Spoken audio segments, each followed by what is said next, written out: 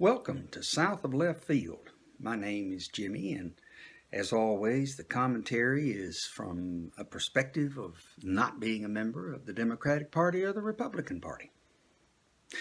Now, there's an interesting thing in the news I saw just a couple of days ago, and it was the fact that the president of France, our good buddy Macron, this is an interesting character. He ran on a platform that was very progressive, and it was, business would refer to it as an anti-business platform because he ran on the idea of taking care of the general population.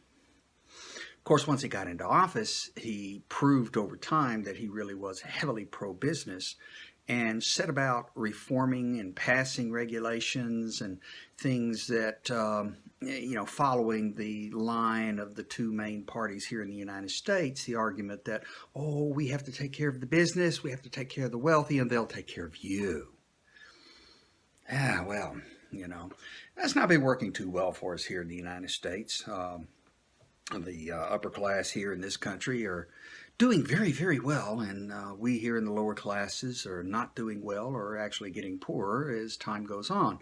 Now, this has been our mantra for a while, but what I find interesting is that in their system, they have multiple parties, and enough people left his party, actually elected politicians, members sitting in their parliament, left his party and formed their own party, enough to take away his majority. Now, here's an interesting question. Why don't you ever see that here? Activities like this have occurred all through the English government. It happens in the Irish government. It happens pretty much in any of the countries that have parliamentary systems. Parliamentary systems are very popular. They're very much multi-party. And that's the key. It's multi-party. And what we have is, if you stand back and look at it, something that you just don't see here in the United States. Politicians who believe strongly enough in something. In this case, in France, they wanted progressive policies. Progressive meaning we want policies that take care of the citizens. We're elected to do that. And there were those who had concerns about the climate. So it was green concerns, and we want to do something to take care of the climate. And they realized that the party that they were in, Macron, had sold them a bill of goods, and he wasn't doing either one of those things. That's why he had the yellow vest riots and everything that went on for so long over there in France. And people are, those who are convinced that government can do a better job of making their lives better, are really sick and tired of him. Why don't we have that here? Now, there's a question. There is a question sitting here. Yes, I'm south of left field. Yes, I get frustrated every day when I see our politicians constantly, either publicly or quietly in the background, writing laws, changing regulations, and very blatantly making it clear that their mission in office is to make sure that the corporations are healthy and making a good profit, and making sure that lots of money is spent on our military. Meanwhile, the people in charge of our military, mostly the White House, see to it that we are constantly embroiled in all kinds of conflicts and wars all over the globe, so that we're pouring the wealth and the blood and the lives of Americans into an endless round of violence all over the world, self-fulfilling prophecies, creating enemies by killing the innocent. Because you just can't go around launching missile strikes and drone strikes and bombing and not kill innocent people. You can't go out there actively prosecuting death and destruction from the skies and not kill innocent people, either because of a mistake or, whatever. Why are Americans so complacent when it comes to this?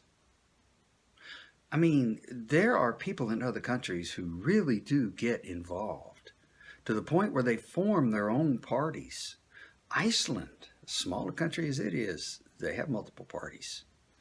And people move from party to party. And I'm not just talking about voters moving from party to party. I am talking about political operatives, people who run for office on a platform. They find a hill they're willing to die on, and they get out there and they find their constituency and they get into office.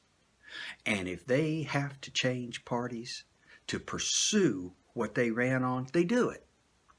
It's not like it is here in the United States, where you go around and you make the speeches, you let the party pundits get you into office, and then you sit around and accept donations and rubber stamp laws that are written by professional lobbying firms. I mean, our politicians don't even write laws. They claim they do. They claim they do. Oh yes, yes. They'll lay down a stack of 15,000 sheets of paper covered in small print from top to bottom, front and back. And they'll claim we wrote this bill, and you know, dadgum good and well that them and their entire staff pounding on keyboards like monkeys in a cage for a month couldn't write all that. Much less write it intelligently. Yeah, there's a whole process going on with our two-party system. There's a whole process. And I've said before, we are not limited to two parties beyond the fact that we as a general population allow ourselves to be limited to two parties.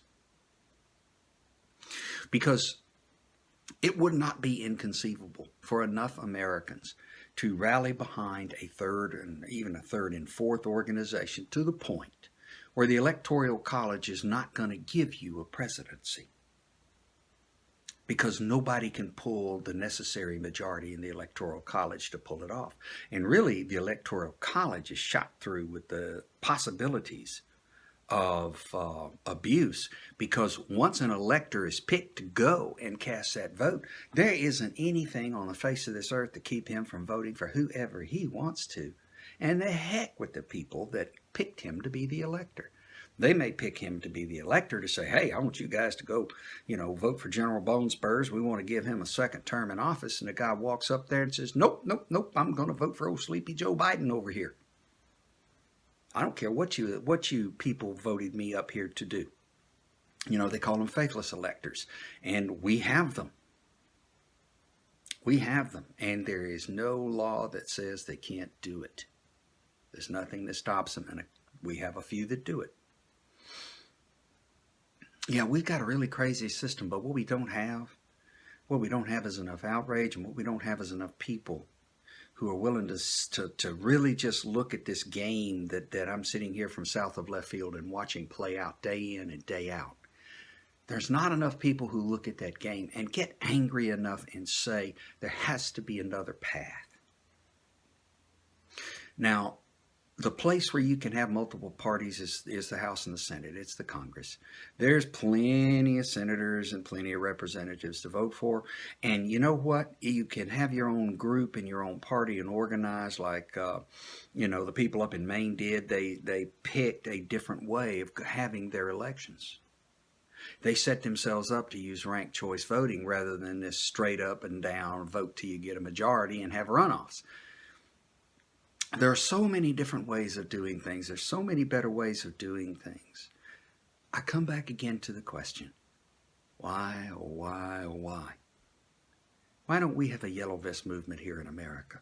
Lord knows we need one. Why don't we have a powerful, viable Green Party here in America?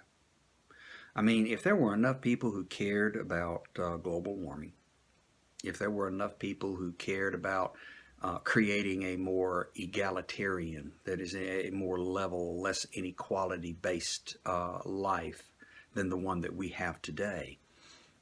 There's no reason enough people couldn't pull together, could simply say, you know what, I'm done with you two parties, I'm done with you, you've been walking over me for decades. You've denied my children education, you've made it impossible for education to be affordable for the average American. You leave us to go bankrupt when we get sick because we don't have medical care. We can't afford it. The only people who can't afford it are us. You know that? I mean, hey, we here down in the lower class, we're the ones who can't afford education. We're the ones who can't afford medical care.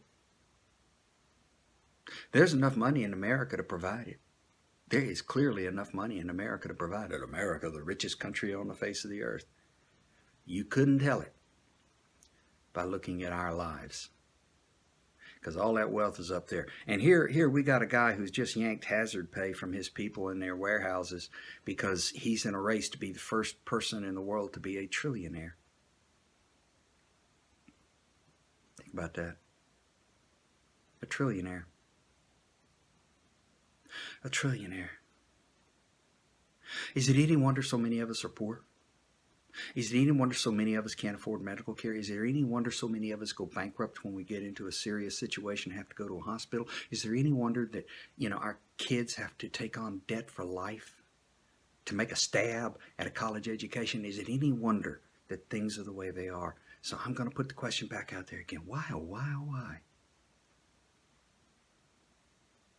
I don't care whether anybody joins me or not. I put myself out there and I go third party. I go third party, and I'm going to keep going third party for as long as I live and as long as I can vote. I am going to keep going third party because I know that the two we have now have trained us like sheep. And the only way that we're going to improve our situation as citizens in this country, the only way we're going to improve this country, because we are America. Americans are America. The only way we're really going to improve this country is to open up dialogue and to start putting political power onto issues that make our lives better instead of making trillionaires. We don't need a trillionaire. We got too damn many billionaires. That's one reason so many of us are poor. Please wake up. Please wake up. Get off the field. Get out of the game. Join me. Thank you for listening. Please share. Please subscribe. By all means, please share. Not because I expect the world to turn on its head, but because there needs to be voices, and I'm sure there's more, like me, who are crying out and saying, enough. Get off the merry-go-round. Until next time, thank you for watching.